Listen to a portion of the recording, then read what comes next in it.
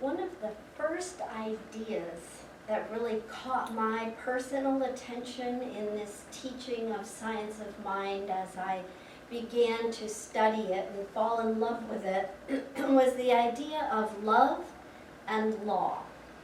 Now, I was very well informed about the love aspect of God and all its fullness. But there's so much more to God than just that love aspect, the law aspect. I fell in love with the idea that this teaching is logical and it's provable. And it's provable for me to myself. So I'm unshakable when someone says, well, what if you're wrong? When I'm talking with someone that I love dearly and they're like, well, you've got to be saved, darling, or you're not going to heaven, you're going to hell. And I'm like, I'm good. I am fully good. Within myself, it is provable. It is logical. And it is that commingling of love and law, that marriage, that unity, that is God. And so, yes, the universe supports us, more traditionally speaking, by saying God loves you. That is true. I would agree with that completely. But there's so much more to it than that. And that law aspect of God does not play favorites. So, as one unified, universal presence, God acts according to law. And this is why we say our thought, God's thought, coming through us, is creative. God is consciousness. And therefore, out of necessity, that is what we are. We are essentially consciousness in a human body. And so God directs consciousness. He directs, he, she, it, directs the law and the circumstances or occurrences in the universe, such as the activity of matter, and the way that matter operates, functions, interrelates with each other. And so does our consciousness direct the activity of law, and particularly the law of matter within and around us. Now, we're talking today about personal consciousness, not race consciousness. We often hear people say, be careful what you ask for. Why?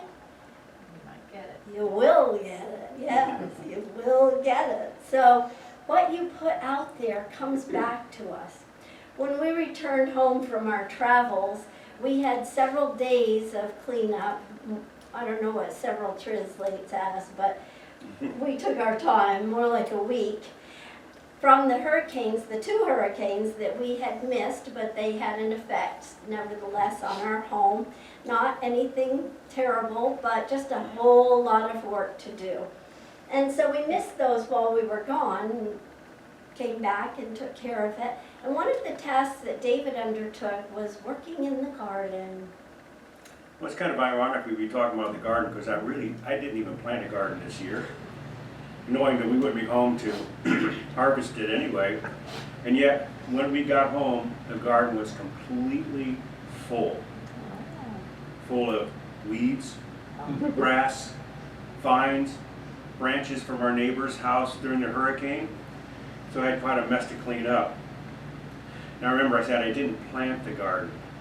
I didn't plant the weeds and the grass, but I did leave fertile soil unattended, open to whatever the wind may blow and then take root. Isn't that kind of similar to what we do in our headspace? We let negative ideas in and then entertain them until they seem to take over. There's a great quote that don't let negative and toxic people rent space in your head, raise the rent and kick them out. I think the same can be said for negative thoughts and ideas. Kick them out. Norman Vincent Peale says, dwelling on negative thoughts is like fertilizing weeds. And come to think of it, that's what I was doing all summer. I had fertile soil there, fertilizing weeds. So anyway, I'm out there pulling the weeds and the grass, trying to get all the roots out. And some of the vines are rather tough to pull out, so I have to dig a little bit to get all the way down to the roots. I don't want to leave roots, because I know if you leave roots, you're going to get more stuff. So I'm pulling these roots out, and all of a sudden, sweet potatoes are coming out with the roots. I forgot that earlier in the year, we'd had a sweet potato that was starting to go, and it was starting to sprout. And so I just chopped it up and buried it in the garden. And well, let's see what happens. Well, when we got back, the vines were going over our 6-foot fence. They were huge. So I started digging more carefully, and I found some bigger ones. And I started digging some more, and I found some bigger ones. And it's amazing how many sweet potatoes we ended up with. Oh my goodness. Oh my gosh. Well, Look at this guy. Oh my goodness. it's like a turkey. And look at this guy. Oh my stars. And That is what's really amazing is these two guys came out in separate parts, but they're actually just together, right? one Oh my huge goodness. sweet potato. Unbelievable. One big old sweet potato. That's amazing. So, our talk today is I Yam. And we, as we were looking at these, we were like, oh, come on, this has to be a talk. This has to be a talk. And then we were standing over them and thinking of ideas, and We ate some of them already, by the way. and suddenly realized that those two went together. And we were like, wow, this is so perfect for the thoughts that we plant within our fertile mind. Because our mind is always fertile. It's just like David's garden when he left it, very fertile. So are we planting little I yams or big I yams? Are we stifling our I yams, or are we exciting our I yams, our thoughts about ourselves and about life? The yams are a great analogy for the way consciousness works within each one of us. So let's look at consciousness for just a minute. The idea that we cannot totally and fully describe the consciousness of infinite nature, however, we can understand it. And the reason we can understand it is because we are like it. We are it. And so we can understand logically the way that consciousness works, the way that God, law, operates. Our truest, most real self is our self-knowingness. The way in which we know ourself is our truest, highest reality. We only differ from the infinite consciousness in degree, never in essence. We are that always. Whatever we're doing in the name of the One. Whatever your consciousness is regarding yourself and your life is what infinite consciousness regards you as also. Whatever your consciousness is about yourself and your life, God consciousness is that same. God doesn't have a choice, we make the choice. And then God says yes. I know sometimes we have those little sayings that say differently. We make the choice. And God says yes. God as law. I'm going to say that one more time because I think that is the essence of what we need to know to make our thoughts. Whatever your consciousness is regarding yourself and your life is what the infinite consciousness regards you as. Well, the truth is our thoughts are like seeds planted in fertile soil.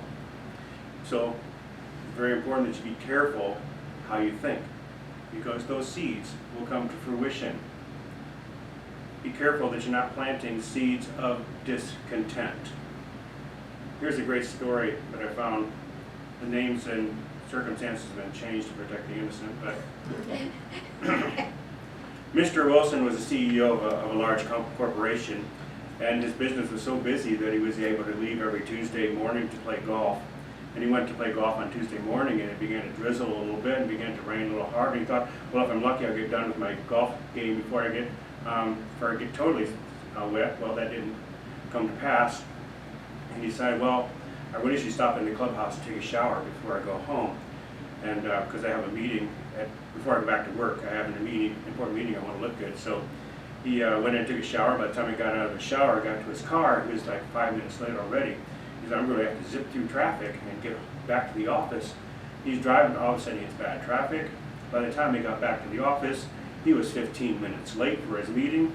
He ran into his office, went to grab his paperwork, dropped his coffee, spilled it all over his paperwork, tried to sop up all the big mess. By the time that was done, he was 20 minutes late to his meeting in the conference room. He came in and handed soggy pamphlets out to everybody in the meeting. He was completely off base.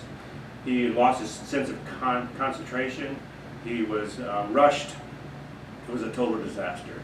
He left that meeting feeling dejected, feeling, well, I'm not going to get this account. So as he's walking down the hall, he ran into Mr. Smithers, the vice president. He told Mr. Smithers, I need that Whipperton account by tomorrow morning because I need to study it and work on it, get it ready for our presentation on Friday. He says, I need it tomorrow.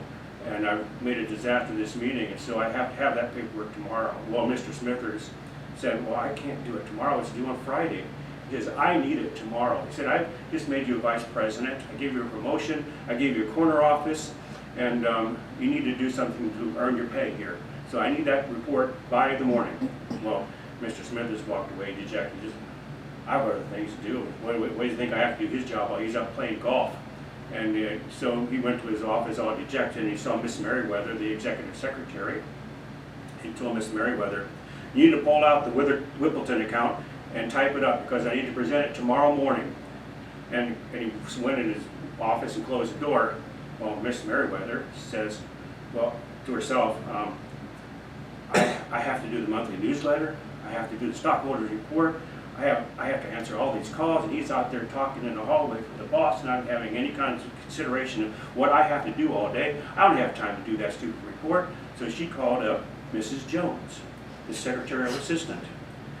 And she told Mrs. Jones, she said, I'm really sorry to put this on you, but it has to be done tomorrow morning. I don't have time to do it. I figured you could take it home with you tonight and type it up and have it back to me by in the morning so we can present it. Well, Mrs. Jones, thinking, here I am, low man or woman on the totem pole, everything seems to fall on to me. I have so many jobs to do already. I have to get the mail ready, I have to do all these things, and now I have to take this stupid box of paperwork home and work on it tonight.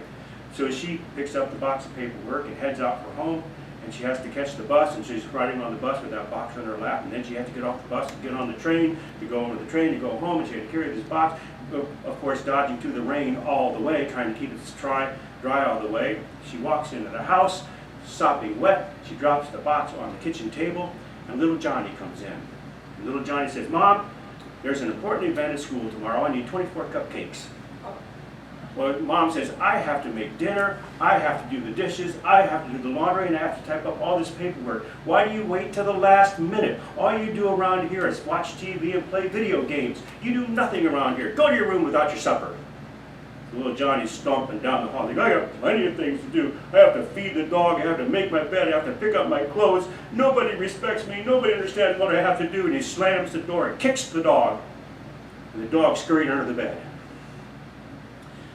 Now, in the long run, we would have saved a lot of time, aggravation, anger, and discontent if Mr. Wilson had just driven over to little Johnny's house and kicked the dog himself.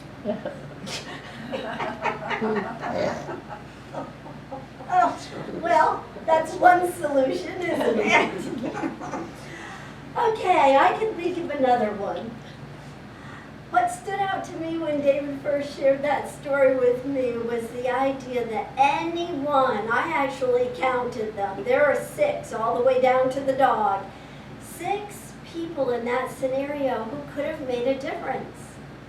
Every one of them, holding their own personal consciousness, could have made a big difference, a significant difference in the way that the story played out. It is about consciousness and what we do with what's in front of us. So that was one thing I got from that one. I want to go back to the story David told before about the yams and look at the idea that he shared with us about forgetting. He said he forgot that he had planted those yams. And I think that that's a key for us to be aware of in consciousness. And thank you, Wayne, for that wonderful reading this morning. He had no idea we were going to talk about forgetting, but you shared, and David and I were over there going, hey, I can.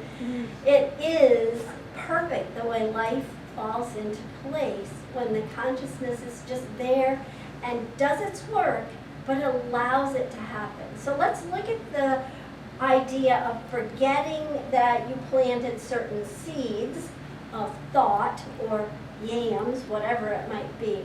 The first one that comes to my mind, and you may already have thought of some for yourself in the scenario or situations that you're dealing with in life right now. The first one that came to me was, good, I get to cook all these yams and eat all these yams, and not only are they yummy, but there's so many different ways to fix them, and we know BB fixes them really well. Thanksgiving dinner was great from everybody. But also, they're nutritional.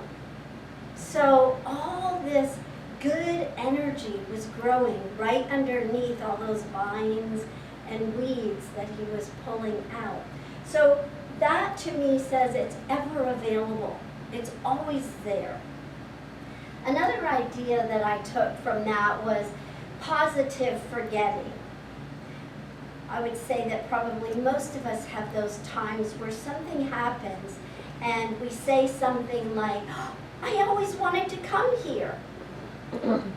And maybe we're thinking that that person who brought us there is responsible for it.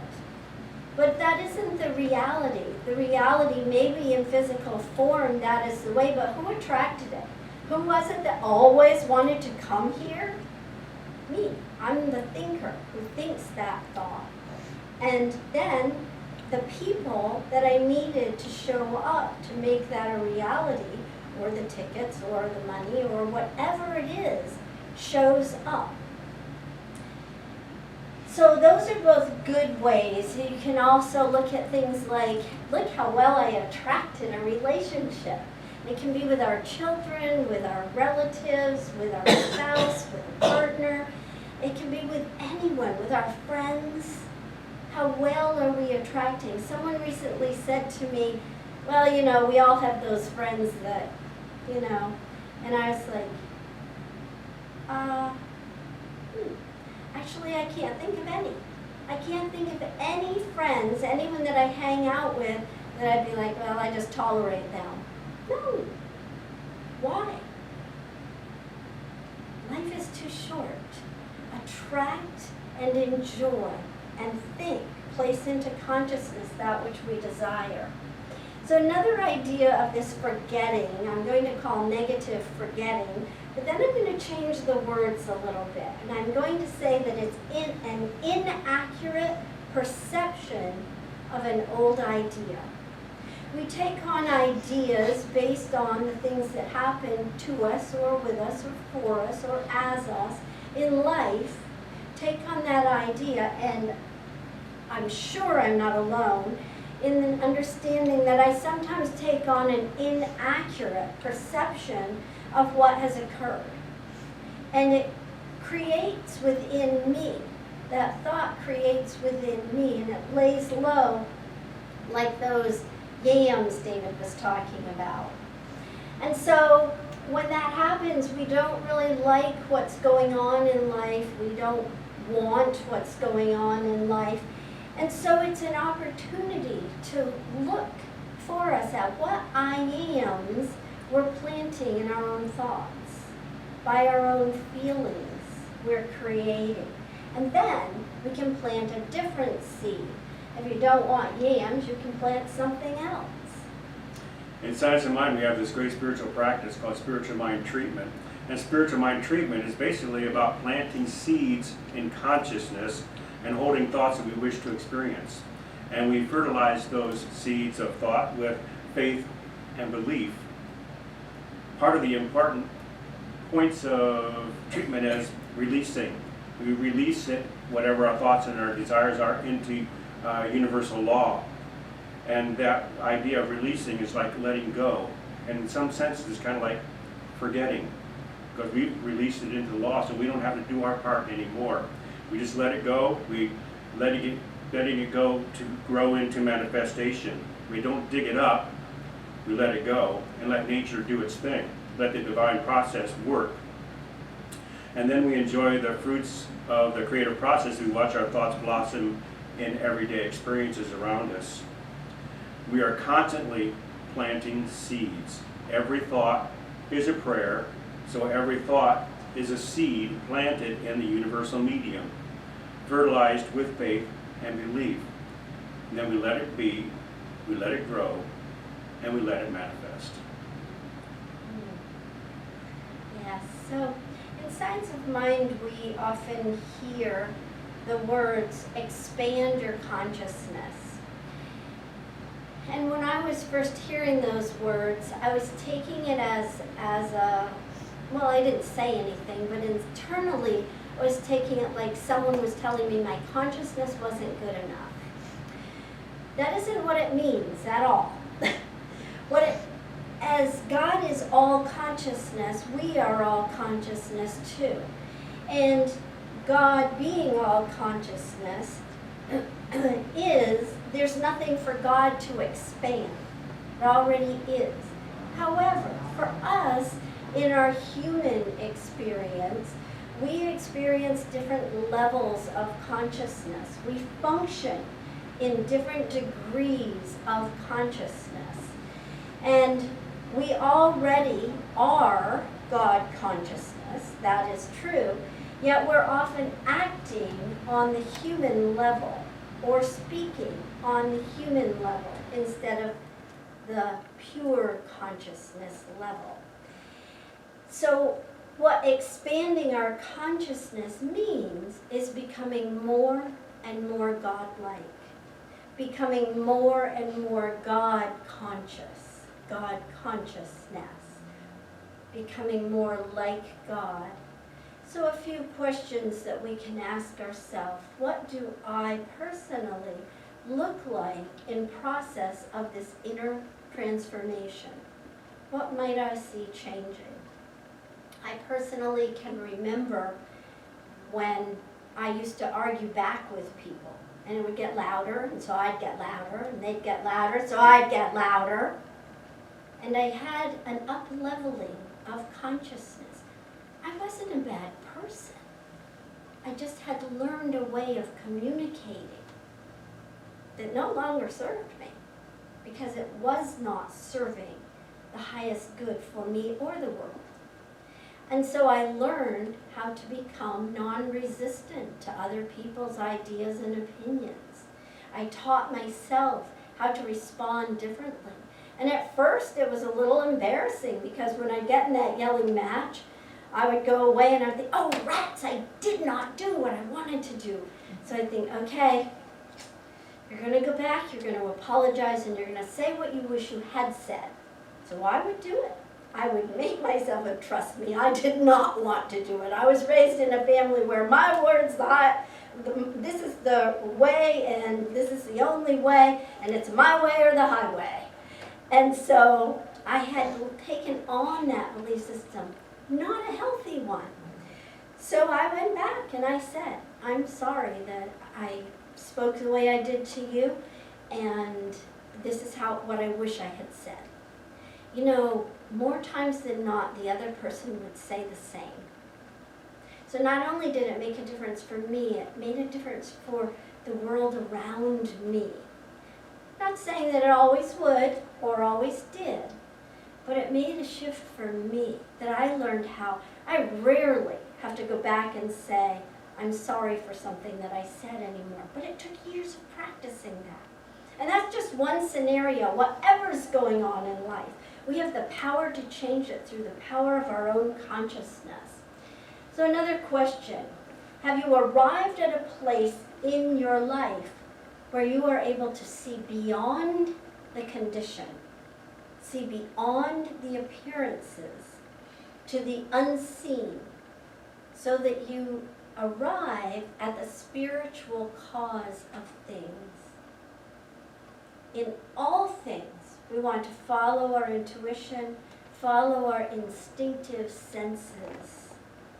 If something doesn't feel right, it probably isn't. And when it does, stay the course.